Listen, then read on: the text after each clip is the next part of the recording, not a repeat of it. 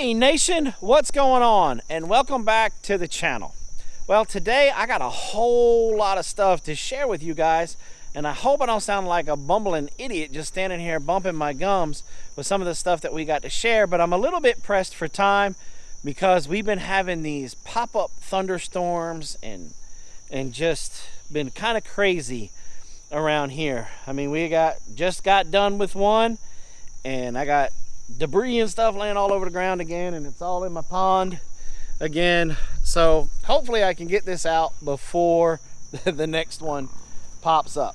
What I'd like to do is kind of share with you guys what all that we've had going on since the last time we stopped and talked. And so we had a little bit of drama. Well, it's considered a little bit of drama right now that happened. At the point in time, it was kind of a lot of drama, and I don't want to say scary, but nervous. And we'll get to that in a minute. And so let me tell you what we did around here this weekend. Well, this weekend, of course, y'all don't know it yet, but I'm fixing to tell you, Robin did some filming. And so I'm not going to tell you what the video is about. You're going to have to wait for a little while because I've got to edit it, and so it'll be out in a little bit. But Robin did some filming, but we also processed our 3 remaining turkeys that we had from a different hatchery, the 3 remaining turkeys that we had, and it was time for them to go. And so we did that, and lo and behold, who would thought that the killing cones that they're the size for a chicken, that a turkey wouldn't fit in there? Who'd have thought? Well, we made it work. We got them in there. We were able to dispatch them humanely and get them scalded. But that plucker that we got, whoo, it's the same one that VW Family Farm has. In fact, we contacted Ben over there at VW before we purchased it and said, hey, what are your thoughts on this plucker? And he gave it a great review. And so because of the stuff that he shared with us, we went ahead and purchased the plucker, and Ben was right. That thing is a boss. It took care of that turkey, and the turkey just about come out naked. Didn't have nothing left on him. We just had a few here and there, which made life a whole lot easier for us during the processing of the turkeys.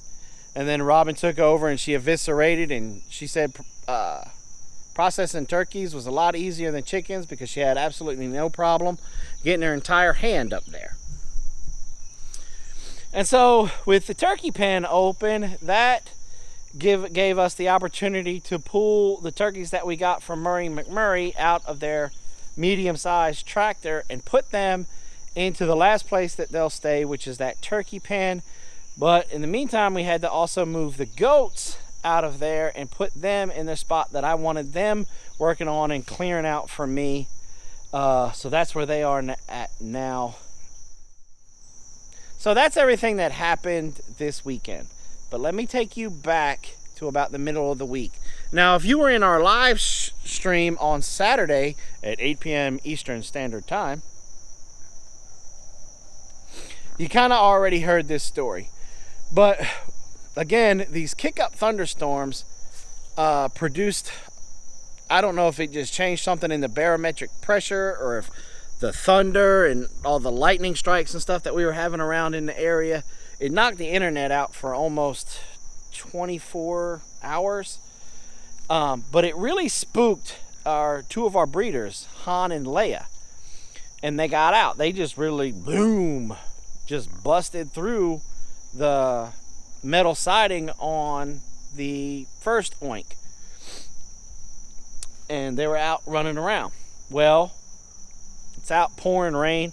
All of us are out trying to chase these pigs to get them into the pig pen that's behind me across the pond. Well, the Han just wasn't feeling it, so we called our trusty pig wrangler of the canine variety, Apollo, out to give us a hand. He could keep up with them, and he'd get right in their face, and he was not intimidated by them whatsoever. And so little old 140-pound Apollo was going toe-to-toe with about a 700-pound boar hog. I didn't think anything of it. Well, they were going at it one time. Apollo was nipping at him, trying to get him to move, and he went to go turn around, and Apollo got him by the snout, and Han jumped back and then thrashed his head like that. Well, unbeknownst to me, he caught Apollo in the neck. Apollo yiped, but went right back in it. It was like if you were watching a boxing match and it was like bam, and the other boxer was like, whoa, I didn't see that left, but I'm coming back at you, bow. That's the way Apollo was. And then for the next 45 minutes to an hour that it finally took to get that hard-headed pig back there, Apollo was in it. He was in his face, on his backside. Apollo didn't lose a step. And I had to try to jump the pallet fence to get over there to try to push the other pigs back in order to get Han in without anybody else getting out. When I went to jump, the couple of the boards came out of the pallets. Well, I went down hard on my midsection on pallets, pole, everything. And so I was kind of laying there on the ground for a little bit and had to get up, get out of it. And so we got, long story short, we got the pigs in and we were laying down on the bed. Everybody was kind of relaxing for a little bit. And I said, hey, Apollo did yipe. Let's give him a once over to check to make sure he's not cut somewhere. And the girls gave him a once over. They said he was fine. Robin gave him a once over, said he was fine. But then Robin was loving on him, petting on him, calling him a good boy for chasing the pig and doing what he was supposed to do. And that's when she noticed the gash behind his ear. Now, it's a pretty good gash. It's about 2 inches long, but also about 2.5 inches deep, I think the vet said. Well, it's 10 o'clock at night. We couldn't go anywhere. And so Robin remembered Meg from Breakaway Homestead she does something with their county, but she's basically kind of like a vet tech kind of thing. We sent her pictures and she told us what to do. We cleaned it out with some peroxide, flushed it, and kind of just treaded water till morning. Well, I loaded Apollo up and took him to the vet. Well, while I was at the vet, Carol decided she was going to take the GoPro and show you guys how she goes about collecting eggs in the morning. So check that out.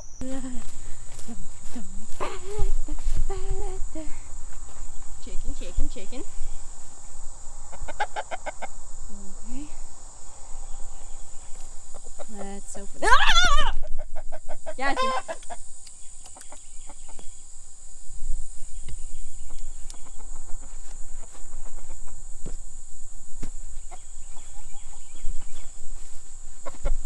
What you can do about it?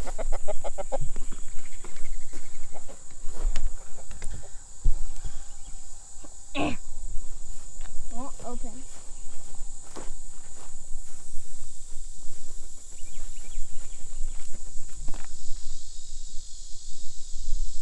Open, sesame.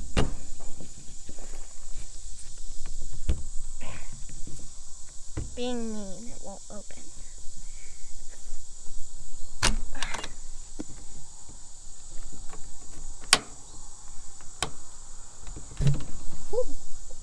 Well, there's one. Open! There's two. Now I'm going to try my best to crawl in the chicken coop itself without getting my fat butt stuck. Ow! That was a screw.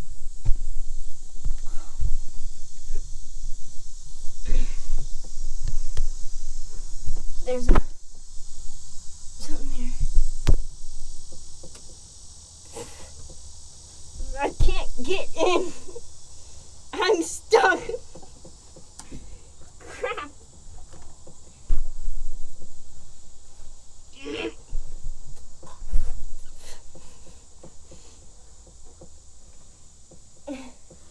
Don't know how freaking. Oh, I ripped my jeans. I ripped my jeans.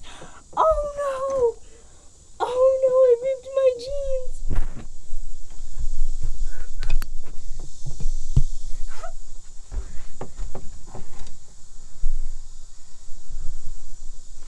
no eggs whatsoever. I ripped my jeans.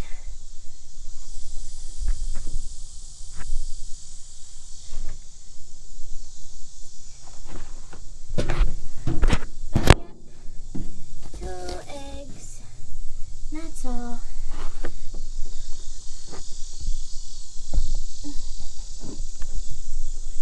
Hold on. I'm gonna set this up so you can try and watch me get out of here because it is so hard. Maybe I'm gonna just set this down, crap, so that I don't get impaled. Ow! I'm already getting impaled. Hold on. Dang it! Jesus! Crap. I got out. As you can tell, Carol was having a little bit of fun. I think that was her way of not worrying about Apollo by doing that. And I thought I would include that here to kind of lighten it up a little bit. And so anyway, Apollo spent most of the day at the vet. They were talking about they may have to sedate him, they may have to staple it, stitch it. They didn't know what they were going to do. And so his little, at Banfield, I guess those group of vets got together and they discussed it. And they decided they were not going to sedate him, that they shaved around it, and they got together and they thought, you know, he's a farm dog. He lives on a farm. He's going to be very active. And so everybody was concerned that because of his level of activity, that if they put a staple or a stitch in it, he was going to rip it out, and then it was just going to be back at square one. They basically said that he was going to be fine just the way he is. He got 14 days worth of antibiotics to take. It's kind of a preventative, and so we're just kind of watching him now, taking it real easy around here. I let him come outside during the day for a little bit, but if the gnats and stuff start to get around him too bad where he's going to start acting like he's going to scratch it, I put him back in the house. And so that's kind of where we are here on our homestead, and I think that's enough drama for a little while. Speaking of drama, if you want to kind of lessen the drama that you have with like your chickens or whatever, hey, check this video out here about our rainwater harvesting system that we have in our turkey coop. Go ahead and hit that thumbs up. If you've got any questions, go ahead and leave them in the comments below. Thanks for coming by the Big Bear Homestead. God bless, and have a nice day.